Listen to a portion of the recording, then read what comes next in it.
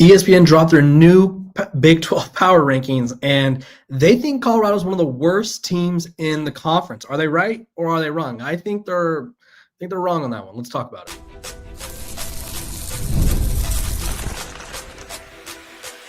You are Locked On Buffs, your daily podcast on the Colorado Buffaloes, part of the Locked On Podcast Network, your team every day. Welcome to Locked On Buffs. I'm your host, Kevin Borba. Today's episode is brought to you by our sponsors over at Gametime. Download the Gametime app, create an account, and use code LOCKEDONCollege for $20 off your first purchase. Like I said, I'm Kevin Borba, host of the show, and I also cover all things college football for Athlon Sports. Today, we're talking ESPN's power rankings. They have Colorado near the bottom, and I strongly disagree with that assessment. Colorado landed a huge commitment on Tuesday and sort of showed that, hey, we could recruit with the best of them.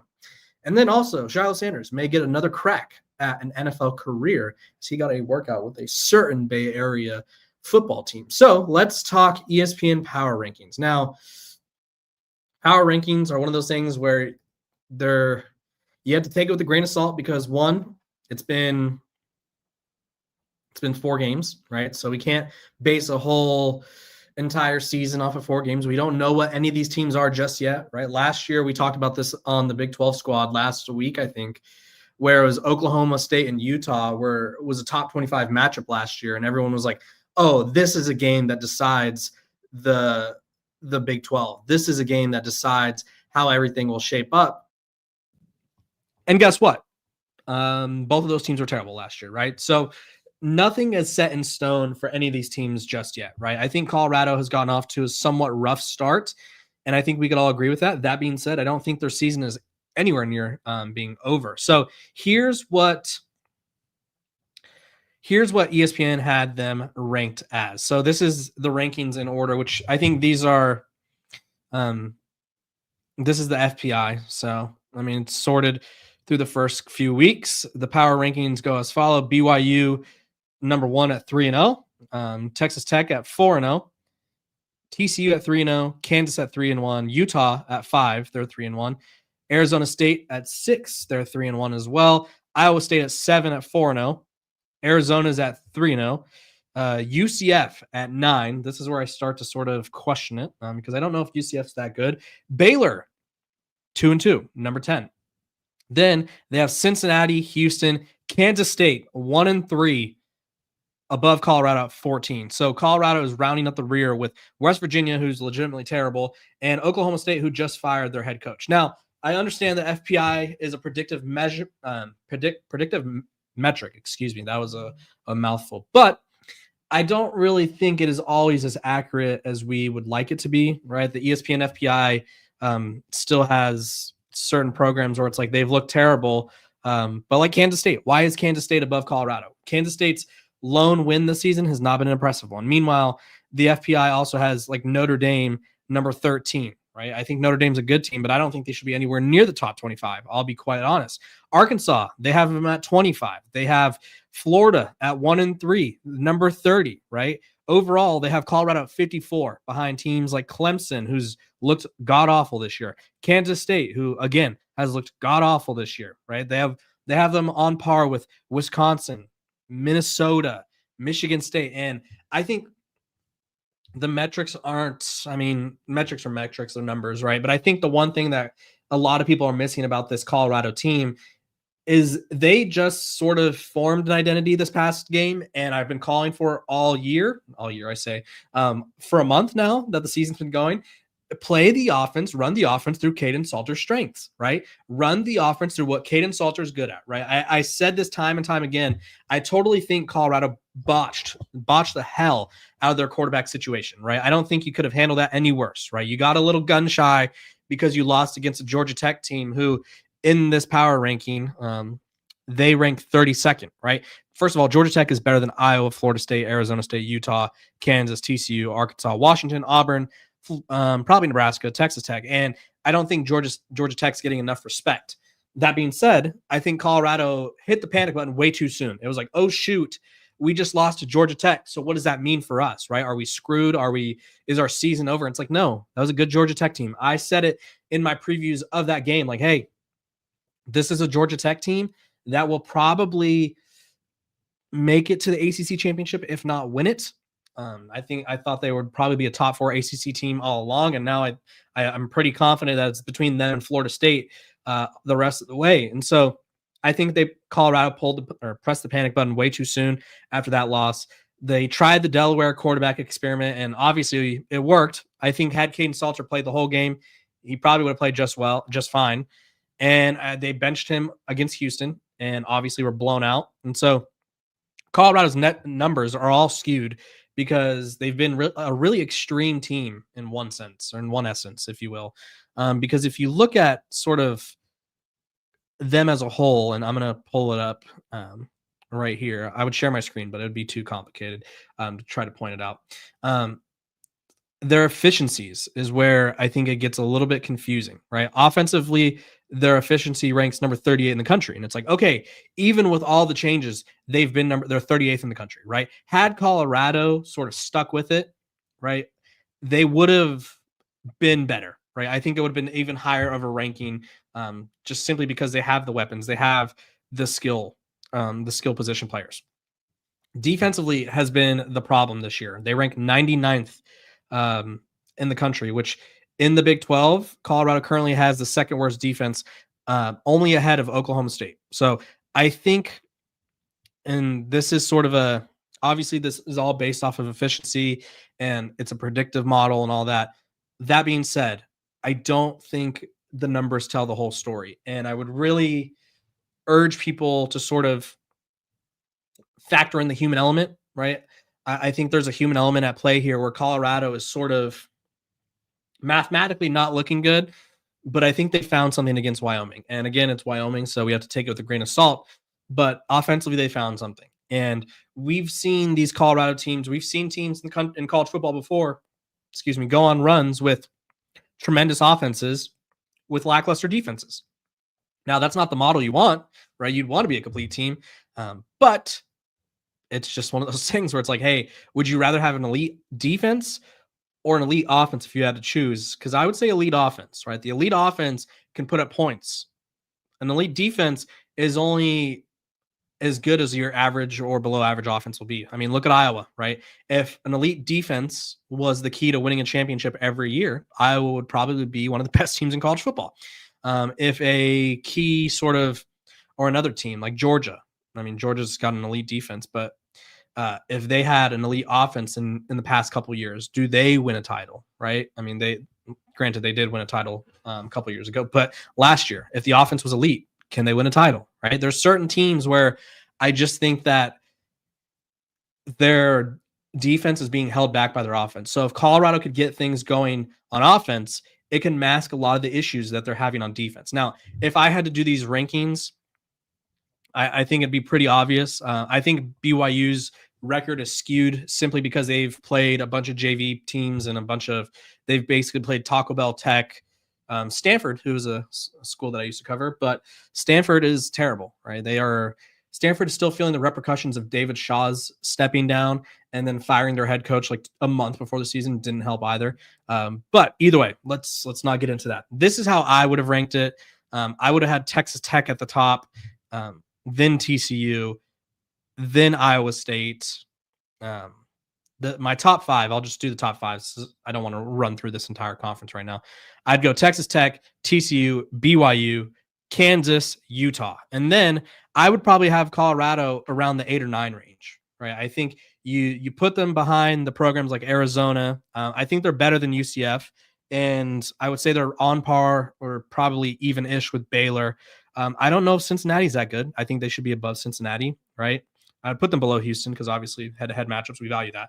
But having them below Kansas State, to me, below Cincinnati, below UCF, I'm not seeing it right now. Now, I could be totally off on this. You guys let me know where you would have Colorado ranked in the Big 12. But I think ESPN's metrics are off on this one. So that's what I got to say on that. The Buffs landed a huge commit on Tuesday. Let's learn a little bit about them.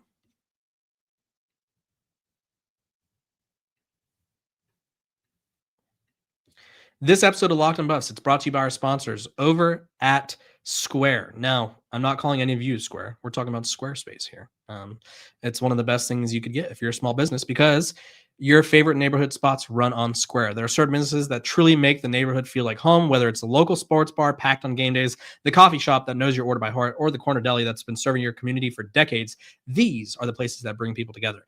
When neighborhood businesses thrive, the whole neighborhood thrives. So Square is a proud partner of more than 4 million neighborhood businesses around the world. You go to square.com/lockedoncollege to learn more. But before you do, go support your favorite neighborhood spot. You'll be happy you did. Square, see ya in the neighborhood.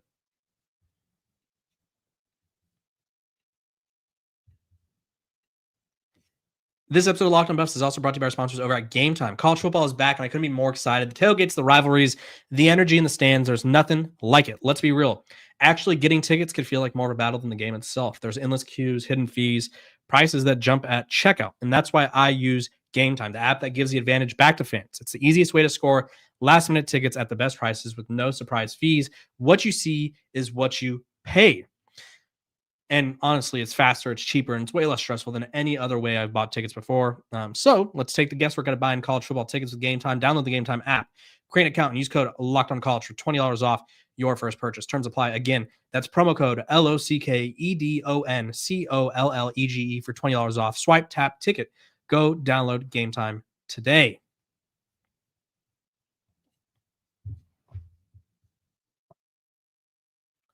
Welcome back to Locked On Buffs. Appreciate y'all for tuning in every single day, making me your first listen of the day. We're free and available wherever you get your podcasts. Make sure to like, subscribe, follow so you don't miss out on a moment of the coverage. Let's talk about Colorado's recruiting success. I know it's been a hot minute, but they landed a commit today by the name of Emmanuel Ruffin. And he's a guy that I'm pretty high on. And anytime you go out and you beat, according to 24/7, he's their highest ranked recruit as well. 122nd player in the country, 19th player at the defense line position, 9th player in the state of Alabama from Bessemer, Alabama. Colorado beat out Bama, LSU, Ohio State, Tennessee. He had 31 offers.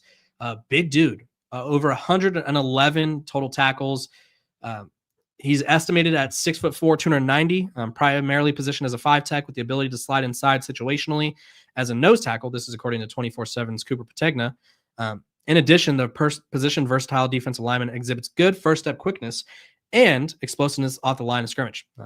His frame is he's got to be able to grow into his frame, and that's sort of what they expect him to do. Stout defender in the run game, which they need. Projects as a high floor defensive line prospect that appears to have the size and athleticism to have an early impact on Saturdays. Right? I mean, Colorado needs that. Right? Two of those things that stood out to me: size, run stopping. Because when you look at what Colorado's struggling with this year, it's stopping the run, right? I mean, Wyoming's running back, although the game wasn't close, I think Wyoming's running back ran a really good game. Honestly, if he was in the transfer portal, I would like Colorado to shoot their shots at him. You look at the Houston game, right? Connor Wigman, Dean Connor, Connors or Connor, one of the two.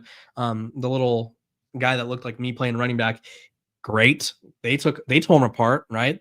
They ran all over Colorado. Delaware, big runs. I think it got ignored because they won by so many, and there was so much going on with the quarterback situation. But the defense looked atrocious, right? And then week 1, Haynes King ran all over the Colorado defense. Now, Jordan Dominic, who's a former Colorado player, he's going to be on tomorrow's episode. He said this, and it was a great point. It's like the defense can only do so much, right? If you're constantly on the field as a defense, it makes life hard. So I'm not fully blaming the defense for being just like terrible or something. But that being said, Coach Prime knows it. They got to get bigger. They got to get physical in the trenches. And a guy who's 6'4", 290 as a high school senior with a lot of potential to grow into his frame, that bodes well. I like that a lot, right? He's the first defensive lineman they've landed this class. He's the fourth defensive player. Colorado's top 4 ranked recruits are all on the defensive side of the ball. So this defense is going to be getting an upgrade in the next year and the year after, right? You got Emmanuel Ruffin, you have Rodney Colton Jr., the 4-star linebacker, Preston Ashley, the 4-star safety, and then Carson Crawford, the 3-star linebacker out of Texas. So big recruiting win for the Buffs. I think anytime you could go into the South, especially a state like Alabama, who has Alabama and Auburn, who has programs like Florida and Florida State constantly going in there, who has LSU going in there. Anytime you could go in there as Colorado and get that win, it's a big deal. Plus, I think it shows how great of a recruiter Deion Sanders and Colorado's staff in general could be, right? I think they just have to invest in recruiting more. right? I think the transfer portal thing is great, but I think we're learning like, hey, if so-and-so Texas Tech, for instance, right? If they're willing to throw $1 million at every recruit they get, and Colorado can't keep up with that financially, then it's like, okay, we're taking the scraps. And I know it's hard to sort of judge a transfer portal player by the cover, or you know what I mean, to judge a transfer portal player by the cover. But at the end of the day, some of these guys, there's a reason they're in the portal, right? They weren't cutting it. Now, that's not the case for all of them, but to build and rely on the portal all the time is dangerous. And I think Colorado sort of has found that out defensively. There's a couple position groups. We don't have to dive into them, but I would say the front seven, where I think they were really relying on the portal. And they're like, we're going to bring in this guy, that guy, this guy. And it's like, imagine if you had a defensive line like Brandon Davis-Swain. He's really good, right? He's been playing well. Imagine if you had a couple linebackers that you had developed, you'd recruited as fresh or as seniors in high school, and they hung around and they learned and they were ready to play. Like, you're going into the portal every year and hoping that like you're going to hit a home run. And realistically, I would say about, and I'll run through this towards the end of the season. We'll have a better understanding on this because I did it last year and it was, or the year before, and it was really interesting. Deion Sanders' first transfer portal class, majority of those guys were busts, right? You can't expect to hit on 50 guys every time, right? It doesn't work like that. So if you're banking your entire defense off of success in the transfer portal, it gets difficult, which is why it's important to win recruiting battles like the one they did for Emmanuel Ruffin. When we come back, we're going to talk about Shiloh Sanders. He could be headed back to the NFL.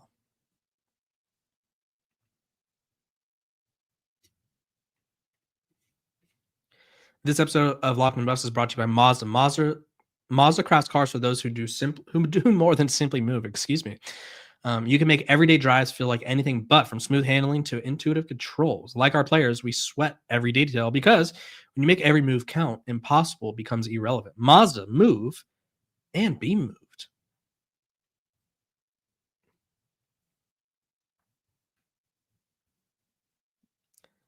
Welcome back to Locked On Buffs. Appreciate you all for tuning in every single day, making me your first listen of the day. Free and available wherever you get your podcasts. Make sure to like, subscribe, follow. Now, this next development is one that's ongoing. We don't really know what it's going to turn into, if it'll even turn into anything, but it's a step in the right direction, I think, for Shiloh Sanders. Now, if you guys remember correctly, Shiloh, solid player at Colorado, right? Really hard hitter, big effort guy. I think in coverage, he could have been better. I think in tackling technique, he probably could have been better. It's not me saying I know anything better than him, but he wasn't viewed as a freak athlete. He wasn't viewed as a dominant cover guy.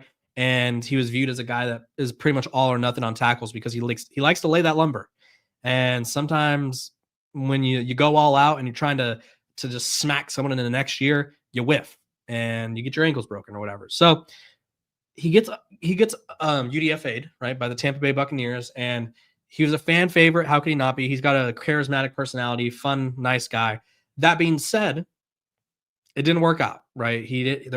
They had some depth in Tampa Bay, so there was already that. But in the final preseason game, he punched a Bills player, and then he was cut the next morning, right? And Todd Bowles, the head coach, was like, you can't do that, right? You cannot do that in the NFL and expect to stick around. It's just not going to work like that.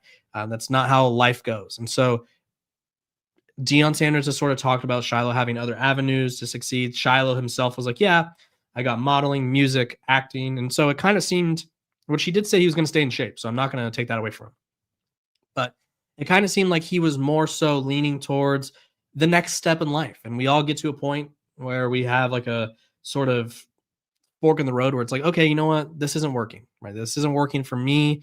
This isn't working for whatever. And I need to figure out what's best for me. And so seemed like he was ready to move on, but the San Francisco 49ers, according to Adam Schefter today, held him in for a workout. And so we'll see if that turns into anything. I really hope it works out for him.